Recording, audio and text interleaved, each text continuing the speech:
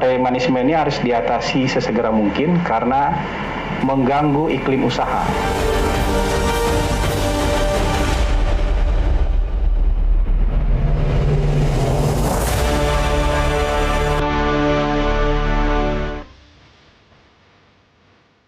Pemirsa, isu premanisme berbaju ormas terus menggelinding. Walau Presiden Prabowo Subianto sudah memerintahkan aparat untuk memberantas premanisme, penindakan di lapangan terasa masih setengah-setengah. Penindakan baru sebatas merazia orang-orang yang dicap preman di jalan dan pusat keramaian, atau menangkapi sejumlah anggota ormas karena dituduh menduduki sepetak lahan. Teranyar, kepolisian menangkap dan menetapkan Ketua Gerijaya Tangsel karena menduduki lahan seluas 12 hektar milik BMKG. BMKG adalah pemilik sah tanah seluas 12 hektar. Namun BMKG mengaku dipalak 5 miliar rupiah bila lahannya tidak ingin diduduki lagi. Masih di wilayah Tangsel, polisi menetapkan Ketua MPC Pemuda Pancasila Tangsel beserta dengan puluhan pengurus dan anggotanya sebagai tersangka buntut bentrok parkir antara ormas dengan pihak swasta. Polisi menyebut ormas PP sudah 8 tahun menguasai lahan parkir di RSUD Tangerang Selatan. Pihak rumah sakit tidak berkutik karena ormas kerap mengintimidasi. Sudah terlalu lama dan terlalu sering kita mendengar dan menyaksikan aksi premanisme yang dilakukan oknum ormas. Namun urusan yang seharusnya kecil buat negara kita tidak kunjung tuntas. Kita menunggu negara bertindak lebih tegas lagi, tidak hanya menangkapi preman jalanan tetapi juga memberikan sanksi ormas yang kerap sok jagoan dan berbuat onar. Inilah kontroversi selengkapnya, ormas semakin panas, bersama saya Zilvia Iskandar. Kalau yang untuk di Tangsel, di BMKG, itu adalah permasalahan hukum. Permasalahan hukum yang ditangani oleh lawyer-lawyer kami. Lawyer-lawyer kami itu menerima kuasa dari ahli waris. Jadi posisi grip di sana adalah penerima kuasa dari ahli waris.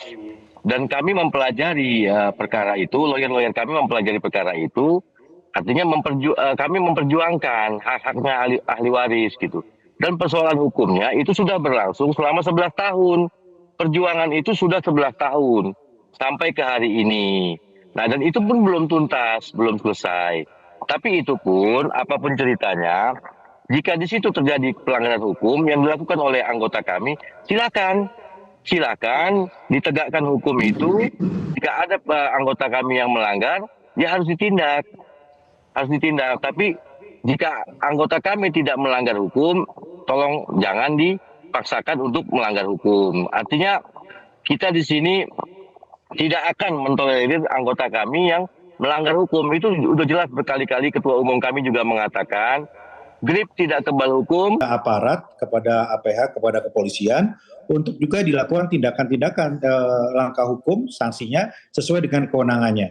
Dan saya sangat mengamati bagaimana beberapa kepala daerah juga melakukan langkah tegas untuk kemudian memproses secara hukum anggota-anggota ormas tadi. Jadi pemerintah harus punya sikap yang tegas, ya, bukan seperti memberikan obat sakit kepala yang hanya meredakan, tidak menyembuhkan. Harusnya gitu. menyembuhkan. Iya, seharusnya menyembuhkan. Dicabut sampai ke akarnya nih masalahnya. Pengadilan, Pak, di Mahkamah Agung 1 triliun gitu, Pak. Kemudian BBM. Ini mudah-mudahan Mahkamah Agung dengar.